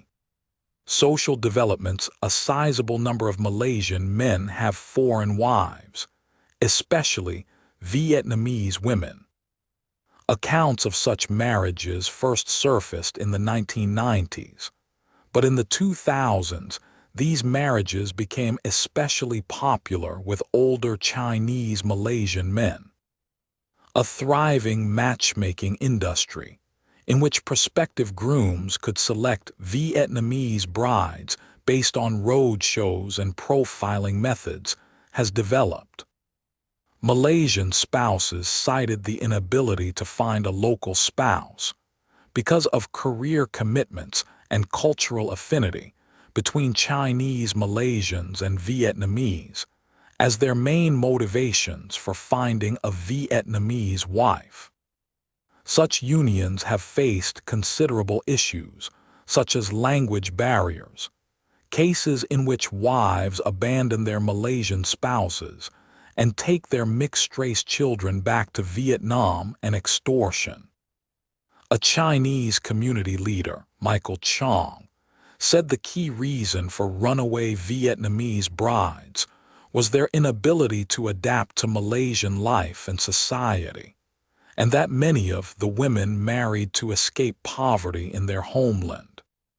Malaysia is home to almost 100,000 Vietnamese nationals, mostly concentrated in the industrial hubs in the West Malaysian states of Penang, Negeri Sembilan, Selangor, and Johor. Vietnamese migrant workers have occasionally been mistreated by employers and have faced overcrowded dormitories, salary deductions, and physical abuse at work. A sizable number of crimes in Malaysia, including robbery, rape, murder, and prostitution, have been attributed to the Vietnamese community. In 2008, the then Inspector General of the Malaysian Police, Musa Hassan, said the Malaysian police had handled more than 200 cases of crimes involving the Vietnamese community in 2008. Vietnamese women are common in the Malaysian prostitution trade. Malaysian clients have attributed their popularity to their alluring physique and good hospitality practices. Some Vietnamese prostitutes have reportedly resorted to registering false student passes or false marriages with local men to gain employment in this trade. Many were forced into prostitution after being tricked by unscrupulous agents promising them employment as waitresses or factory workers in Malaysia.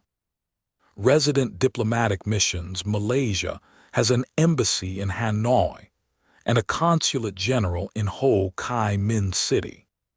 Vietnam has an embassy in Kuala Lumpur. See also Foreign Relations of Malaysia, Foreign Relations of Vietnam, Vietnamese people in Malaysia.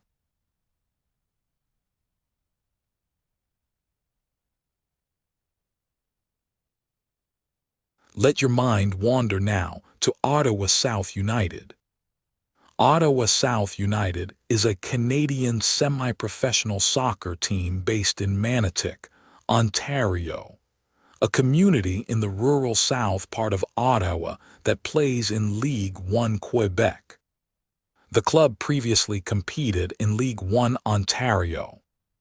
The club formed a partnership with Canadian Premier League club Atlético Ottawa, and as part of the partnership, their PLSQ teams will be known as OSU Atlético. The team is part of the larger Ottawa South United Youth Soccer Club organization. The club was founded as a youth soccer club in 2003 through a merger between Osgood Rideau Soccer Association, founded in 1972, and South Nepean United, founded in 1980. The club offers recreational and competitive in the Greater Ottawa region. The Force Academy program draws players from across Eastern Ontario and Western Quebec. OSU was recognized by Ontario Soccer with the Gold Award for Club Excellence, was a founding member of the Ontario Player Development League, OPTL, and one of the first 39 clubs in Canada to be granted a National Youth Club license. In 2016, OSU partnered with American Youth Club Dallas Texans SC and Nike, which made it a part of the Dallas Texans affiliation with Spanish La Liga club Atlético Madrid. Soon after, Atlético with OSU hosted a soccer camp in the city, a precursor to the Spanish club ultimately forming Atlético Ottawa to play in the Canadian Premier League in 2020. In 2016, they also partnered with Major League Soccer club Vancouver Whitecaps FC to launch a new Whitecaps FC Ottawa Academy Center, in partnership with the Whitecaps FC Residency Program, where players could proceed in the next stage of their development. In 2020, they partnered with Canadian Premier League club Atlético Ottawa, becoming the first club to join Atlético's Community Partnership Soccer program. Through this, OSU will have access to coaching development, player development, Atlético player appearances, and open practices, while their male and female semi-pro teams will wear a "Powered by Atlético" crest on their sleeve. As part of the partnership, the club announced that their PLSQ teams will be known as OSU Atlético, and the teams wearing Atlético's red and white striped kits, which was formalized in 2023. Semi-professional team in 2017, the club joined League One Ontario, a Division Roman III league, fielding a team in the men's division, using the club's nickname OSU Force. They defeated Aurora FC in their inaugural match on April 29, 2017, by a score of 3-1. In 2019, they added a team in the League One Ontario Women's Division. For the 2020 season, the club moved both its male and female teams to the Premier Ligue de Soccer du Québec, a league on the same pyramid level as L10, but located in the province of Quebec, in a move sanctioned by the Canadian Soccer Association, Ontario Soccer Association, and Soccer Quebec. While previously, the Ontario-based Ottawa Fury Academy had played in the Quebec-based league, this move represented the first time League One Ontario and PLSQ have transferred a club between organizations. The move to play in a different province was approved to ease travel for both OSU and the other League One Ontario clubs, as Ottawa was located closer to the Quebec clubs than any of the other Ontario teams. Due to restrictions put in place by the Government of Ontario as a result of the COVID-19 pandemic, OSU had to play home games in Quebec during the 2020 PLSQ season, and required an exemption from the Ontario Soccer Association to be eligible to participate, making them the only Ontario-based club who was able to play competitive fixtures in 2020. OSU was able to strengthen their roster for 2020 due to travel restrictions put in place as a result of the pandemic. Several players who were to play for teams in the United States instead joined Ottawa's team, resulting in only 2 players returning from the 2019 team that finished last in L10.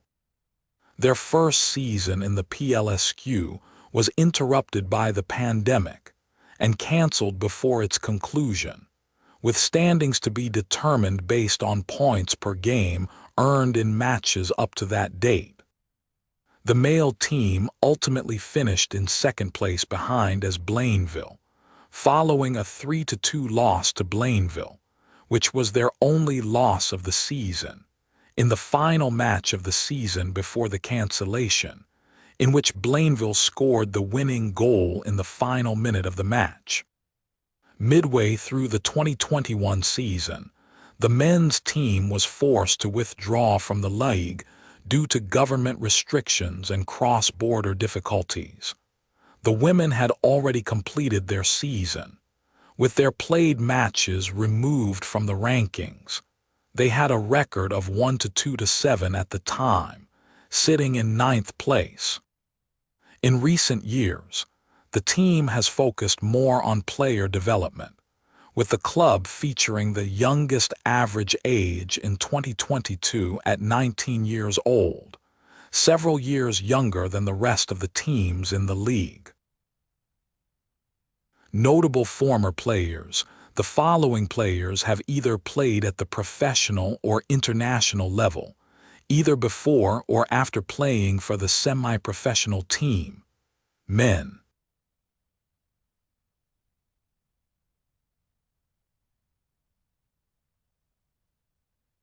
When you are ready, we move on to Elvis Presley album's discography. The album's discography of Elvis Presley began in 1956 with the release of his debut album, Elvis Presley. He is one of the best-selling artists of all time, selling up to 500 million records globally. Despite the absence of his many hits during his peak years prior to October 1958, as well as all of his top-selling albums prior to 1992, Billboard still ranks Presley as 13th on their greatest of all-time artists list and 4th on their greatest of all-time Hot 100 list. Music historian Joel Whitburn ranked Presley as the #1 charting single and album artist of all time in the U.S., both Billboard and Cashbox. Elvis' Christmas album remains the biggest-selling holiday album of all time, selling over 20 million copies worldwide. According to the Recording Industry Association of America, RIAA, Presley has sold 146.5 million certified albums in the U.S., making him the 3rd top-selling album artist in the country. He also holds the record for most RIAA-certified albums with 101, 44 gold, 32 platinum, 24 multi-platinum, and 1 diamond and certifications. As for extended play albums, he has a record 16 certified by the RIAA, 6 gold, 8 platinum and 2 multi-platinum, and 28 certifications. Follow That Dream Records FTD, Follow That Dream. RCA/Sony Music's official Elvis Presley collector's label was established in 1999 to serve the dedicated Elvis collector and to complement the commercial and artistic level of RCA's retail release schedule by issuing repertoire that is considered of interest to serious Elvis fans and collectors, material that is generally not part of mainstream RCA label releases to the public at large. There are the original collector's CDs, with CDs ranging from soundboard-recorded concerts, recorded from the mixing desk in mono, to full RCA professionally recorded concerts in stereo and CDs consisting of unreleased material from recording sessions, such as the Jungle Room sessions, Memphis sessions, and so on. Later FTD introduced the Elvis Classic Album Series, releases of the original albums in deluxe 7-size packaging with a booklet, and usually a second CD of outtakes from the same period as the recordings on the album. There is also the movie soundtrack series, usually released as a single CD, but again, in deluxe 7 packaging with booklet. More recent releases include Book S plus CD S releases, which usually include books focusing on a particular part of Elvis' career plus related recordings from that era, and the 8 Complete Sessions releases, which contain the most complete versions of recording sessions for studio and soundtrack recordings, most often as box sets. FTDs are released as limited edition sets. The quantities produced per release has decreased over time, reportedly due to less demand. Partly for these reasons, and because the FTD market is split worldwide, FTD releases have never charted on any chart in the United States, Canada, United Kingdom, elsewhere in Europe, Australia, Japan, or any other countries to date. Nevertheless, there are 277, including 9 box sets, albums/EPs listed below as of June 2026.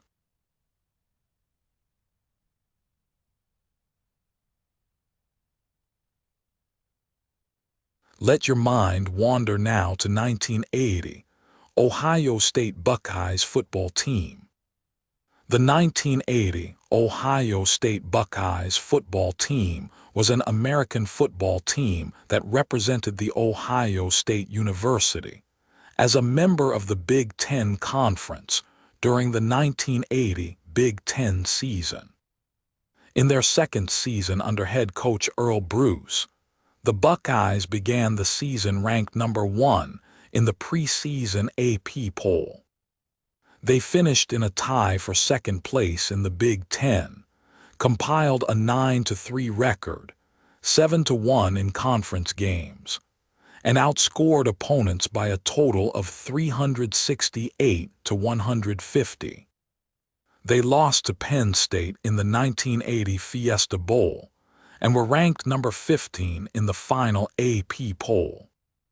The team's statistical leaders included quarterback Art Schlichter, ranked second in the Big Ten with a 139.7 passing efficiency rating and 22 total touchdowns, and third with 1930 passing yards, a 54.0% pass completion percentage, and 2,255 total yards. Running back Calvin Murray led the Big Ten with 1,267 rushing yards, 1,471 yards from scrimmage, and 6.5 yards per rushing attempt. Wide receiver Doug Donnelly led the Big Ten with 26 yards per reception and fifth, with 887 receiving yards. Placekicker Vlad Janikivski led the Big Ten with 90 points scored and 45 extra points made, and second with 15 field goals made. 9 Ohio State players received first-team honors on the 1980 All-Big Ten Conference football team: Murray, Donnelly, Janikivski, guard Joe Lukens, linebacker Marcus Merck, defensive backs Ray Ellis, Vince Skillings, UP, and Todd Bell, UP, and defensive lineman Jerome Foster, App. The team played its home games at Ohio Stadium in Columbus, Ohio. On September 13th, Ohio State, AP number 1, opened its season with a 31-21 victory over Syracuse at Ohio Stadium in Columbus. Despite being a 27-point underdog, Syracuse led 21-9 at halftime. Ohio State's quarterback and Heisman Trophy candidate, Art Schlichter, threw 2 interceptions in the first half, and then led the Buckeyes to a 22-point comeback in the second half.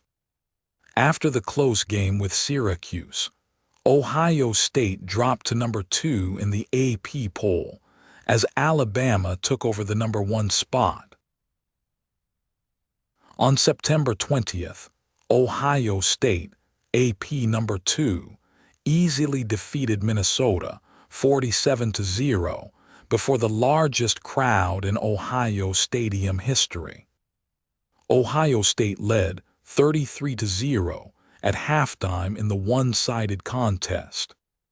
Minnesota running back Gary White fumbled twice, and quarterback Tim Salem threw 3 interceptions to help the Buckeyes' cause. After the game, Ohio State remained ranked number 2 in the AP poll. On September 27th, Ohio State, AP number 2, defeated Arizona State, AP number 20, 38-21, before a crowd of 88,097 at Ohio Stadium in Columbus, Ohio. Art Schlichter accounted for 310 yards of total offense, including 271 passing yards and 3 touchdown passes. Doug Donnelly caught 6 passes for 133 yards and 2 touchdowns. Ohio State totaled 591 yards of total offense, and Arizona State had 440 yards. On October 4th, Ohio State, AP number 2, was shut out by UCLA, AP number 11, 17-0. UCLA held Ohio State scoreless for the first time in the Buckeyes' last 25 games. Ohio State fell to number 9 in the following week's AP poll. On October 11th, Ohio State defeated Northwestern 63-0 before a homecoming crowd of 29,375 at Ditch Stadium in Evanston. Ohio State led 42-0 at halftime.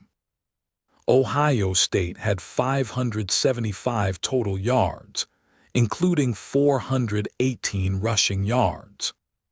Calvin Murray had 120 yards and 3 touchdowns on 9 carries. The night before the game, Northwestern coach was served with a lawsuit filed by 22 African American players alleging racial discrimination. On October 18th, Ohio State, AP number 9, defeated Indiana 27-17 in Columbus. Ohio State running back Calvin Murray rushed for 224 yards, the 4th highest single-game tally in Ohio State history to that time, on 35 carries, and scored 2 touchdowns on his 22nd birthday. Mike Harcrater rushed for 117 yards on 18 carries for the Hoosiers. Harcrater became the 7th leading rusher in Big Ten history, with 3,034 yards. On October 25th, Ohio State, AP number 10, defeated Wisconsin 21-0 in Madison. Wisconsin's defense held Art Schlichter to 89 passing yards, but Ohio State scored touchdowns after 2 Wisconsin fumbles and an interception. After the game, Wisconsin coach Dave McClain said, "You can't make that many mistakes. I've never been so frustrated with the mistakes." On November 1st, Ohio State, AP number 9, defeated Michigan State 48-16 in front of a crowd of 77,153 persons at Spartan Stadium in East Lansing. Ohio State tallied 603 total yards in the game, and the Buckeyes' 48 points was the most allowed by Michigan State since 1976. On November 8th, Ohio State, AP number 7, narrowly defeated Illinois 49-42 in Columbus. Illinois quarterback Dave Wilson set an NCAA single-season record with 621 passing yards. Art Schlichter threw 4 touchdown passes and broke the Ohio State career total yards record previously held by Archie Griffin. On November 15th, Ohio State easily defeated Iowa 41-7 in Iowa City. Art Schlichter threw 2 touchdown passes and Calvin Murray rushed for 183 yards to lead the Buckeyes. On November 22nd, Ohio State, AP number 5, and Michigan, AP number 10, met in their annual rivalry game to determine the Big Ten championship. The game was played before a record crowd of 88,827 fans at Ohio Stadium and matched the conference's top-scoring offense, Ohio State, against the top-scoring defense, Michigan. Michigan prevailed, defeating the Buckeyes by a 9-3 score. Michigan's only touchdown came late in the third quarter, on a pass from John Wangler to Anthony Carter. Ali Hadji-Sheikh missed the extra point and also missed 2 field goal attempts. Big Ten rushing leader Calvin Murray was held to 38 yards on 14 carries.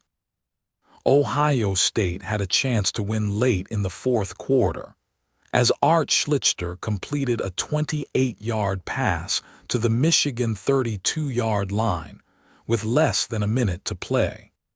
Schlichter was penalized for intentional grounding and was sacked on the next play with 13 seconds left on the clock.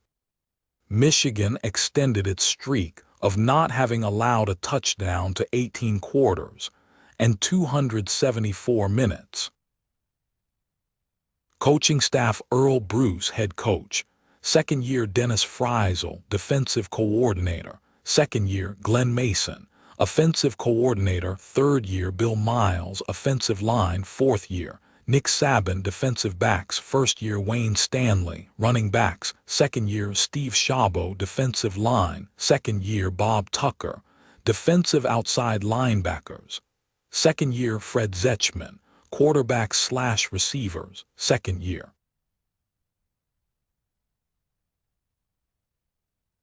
That is all for tonight. Let the silence settle in. Sleep well.